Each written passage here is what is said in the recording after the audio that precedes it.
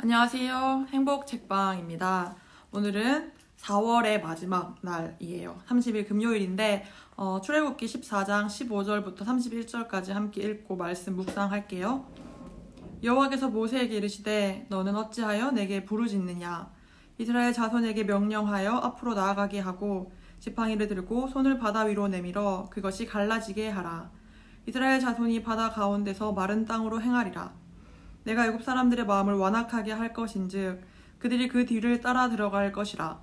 내가 바로와 그의 모든 군대와 그의 병거와 마병으로 말미암아 영광을 얻으리니 내가 바로와 그의 병거와 마병으로 말미암아 영광을 얻을 때에야 애굽 사람들이 나를 여호와인 줄 알리라 하시더니 이스라엘 진 앞에 가던 하나님의 사자가 그들의 뒤로 옮겨가매 구름 기둥도 앞에서 그 뒤로 옮겨 애굽 진과 이스라엘 진 사이에 이르러 서니 저쪽에는 구름과 흑암이 있고 이쪽에는 밤이 밝음으로 밤새도록 저쪽이 이쪽에 가까이 못하였더라.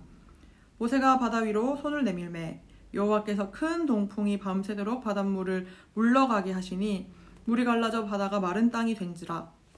이스라엘 자손이 바다 가운데를 육지로 걸어가고 물은 그들의 좌우에 벽이 되니 애굽 사람들과 바로의 말들 병거들과 그 마병들이 다 그들의 뒤를 추격하여 바다 가운데로 들어오는지라. 새벽에 여호와께서 불과 구름 기둥 가운데서 애굽 군대를 보시고 애굽 군대를 어지럽게 하시며 그들의 병거 바퀴를 벗겨서 달리기가 어렵게 하시니 애굽 사람들이 이르되 이스라엘 앞에서 우리가 도망하자. 여호와가 그들을 위하여 싸워 애굽 사람들을 치는도다.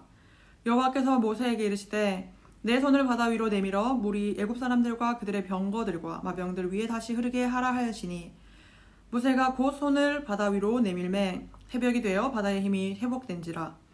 애굽 사람들이 물을 거슬러 도망하나 여호와께서 애굽 사람들을 바다 가운데 엎으시니 물이 다시 흘러 병거들과 기병들을 덮되 그들의 뒤를 따라 바다에 들어간 바로의 군대를 다 덮으니 하나도 남지 아니하였더라.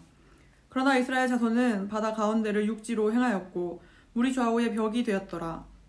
그날에 여호와께서 그같이 이스라엘을 애굽 사람의 손에서 구원하시매 이스라엘이 바닷가에서 애굽 사람들이 죽어 있는 것을 보았더라. 이스라엘이 여호와께서 애굽 사람들에게 행하신 그 큰 능력을 보았으므로 백성이 여호와를 경외하며 여호와와 그의 종 모세를 믿었더라. 아멘.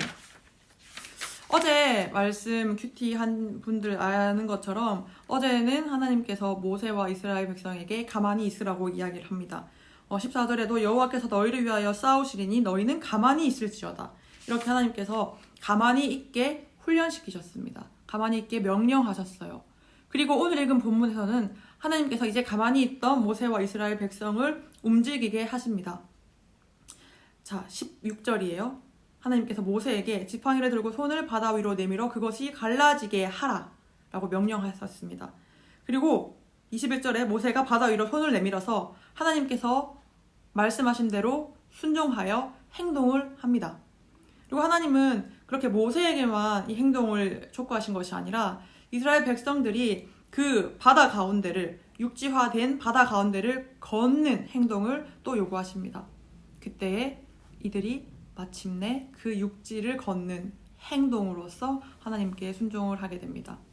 하나님이 가만히 있으라고 말씀하실 때 아무 변화도 없어서 아무 일에 진전도 없어 보이는 것 같을 때에 우리가 그때 느껴지는 참담함, 힘듦, 괴로움, 고통 그런 것들이 참 크게 느껴질 것 같아요. 하나님 정말 나를 위해 일하시는 게 맞을까? 하나님 정말 이 시간 나와 함께 하시는 게 맞을까? 왜 그렇다면 이 현실이 변하지 않고 이 현실은 그저 그냥 똑같이 큰 의미 없이 그렇게 지나가는 것처럼 보일까? 이렇게 고민이 되어질 때가 있잖아요. 그런데 그때도 물론 괴롭고 고통스럽지만 하나님께서 행동을 요구하실 때도 그 요구하시는 행동이 사실 합리적이거나 따라하기에 기꺼이 따라할 만큼의 어떤 좋은 효율 있어 보이는 그런 행동이 아닐 때도 있다는 겁니다. 보세요. 바다가 있는데 바다 가운데 손을 내밀으라고 얘기를 하세요. 이것이 사실 인간적인 관점에서는 굉장히 비합리적인, 비효율적인, 말이 안 되는 일이잖아요. 손을 내미는 게 뭔데? 그런데 하나님께서는 그것을 원하시고 또 결국 모세는 이것에 순종을 합니다. 그랬더니 생각하지도 못했던, 상상할 수도 없었던 기적들이 일어나요. 바다가 갈라지는, 이 바닷물이 육지가 되는 그러한 기적을 경험하게 됩니다. 그런데 하나님은 이 기적을 경험하게 하시고 거기서 멈추신 것이 아니라 또 다른 행동을 요구하세요. 그 갈라진, 바다에 갈라진 그 땅을 걸으라고 얘기하십니다.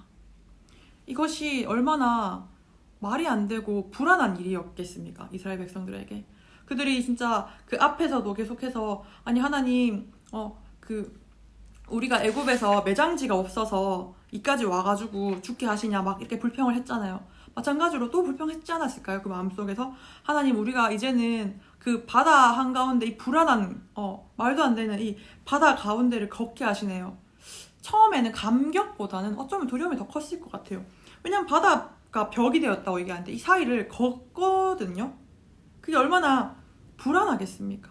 우리 아쿠아리움만 들어가도 위에 있는 물이 쏟아지지 않을까 그런 걱정들이 있는데 이 바다, 생 라이브의 바다 한가운데를 걸어가는 그런 결단을 하나님 결국은 하시게 하시잖아요. 그것이 우리 하나님의 방법이에요. 때로는 하나님 가만히 있으라고 얘기할 때도 너무 고통스럽지만 어떤 것을 행동하라고 어떤 것을 하라고 명하실 때도 그 행동들 자체가 굉장히 시험이 되어지는, 굉장히 고민이 되어지는 그런 경우가 있을 수 있다는 겁니다. 그런데 이것에 순종하는 것이 우리 믿는 자, 그리스도인들의 태도여야 해요.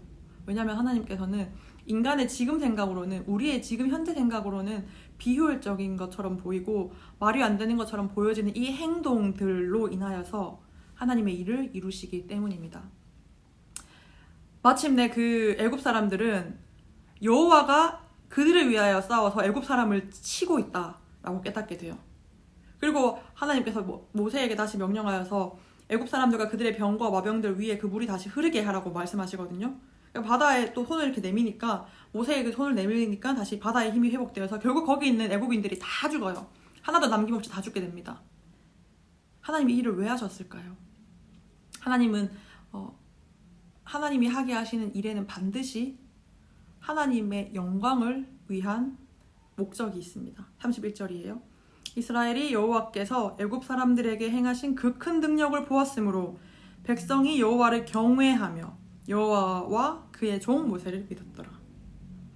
그렇게 많은 이적들을 보고 10가지 재앙도 경험하고 별의별 하나님의 그 기적들을 많이 체험했는데 눈앞에서 모세의 손 내밈으로 인해서 이 바다가 갈라지는 것을 보았는데도 불구하고 그들이 몰랐던 것을, 이 모든 일을 통하여서 애굽 사람들에게 행하신 것들을 보았을 때 마침내 그때 이스라엘 백성들이 여호와 하나님과 그 모세를 믿었다고 이야기를 하고 있어요. 여러분, 하나님께서 우리에게 이 시간 결단하길 원하시는 행동은 무엇일까요? 하나님이 이 시간 우리에게 순종하게 원하시는 그 행동은 무엇일까요? 이제 애굽에서 탈애굽, 출애굽 했다면 하나님께서 말씀하시는 것에 잘 귀 기울여 봐야 돼요. 때로는 가만히 있으라고 얘기하는 것이 비합리적인 것처럼 보이고, 때로는 움직이라고 행동하라고 명령하시는 것이 별로 그렇게 썩 좋아 보이지 않지만 하나님의 말씀에 순종할 때 반드시 그때에 하나님께서 원하시는 것들을 우리에게 이루신다는 겁니다. 그것이 바로 믿음의 사람들, 저와 여러분들이 살아가야 할 삶의 태도인 거예요. 이렇게 출애굽기는 오늘로써 마무리를 하고 이후에 15장부터는 또 9월부터 시작되는 매일 성경을 하게 됩니다. 내일 다음 주 이제 5월이 시작되는데 5월 한 달도 다시 우리 행복 큐티 행복 책방과 함께 시작했으면 좋겠어요. 제가 기도하겠습니다. 하나님 감사합니다.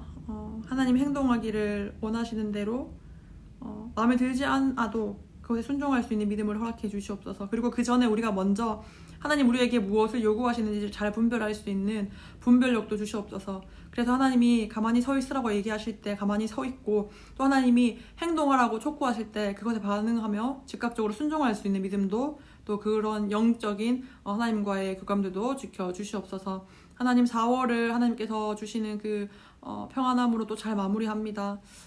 5월도 하나님과 동행하며 말씀 앞에 바로 설 수 있는 우리 행복 책방 가족들 될 수 있도록 도와주세요. 사랑합니다. 감사합니다. 예수님 이름으로 기도드립니다. 아멘. 안녕.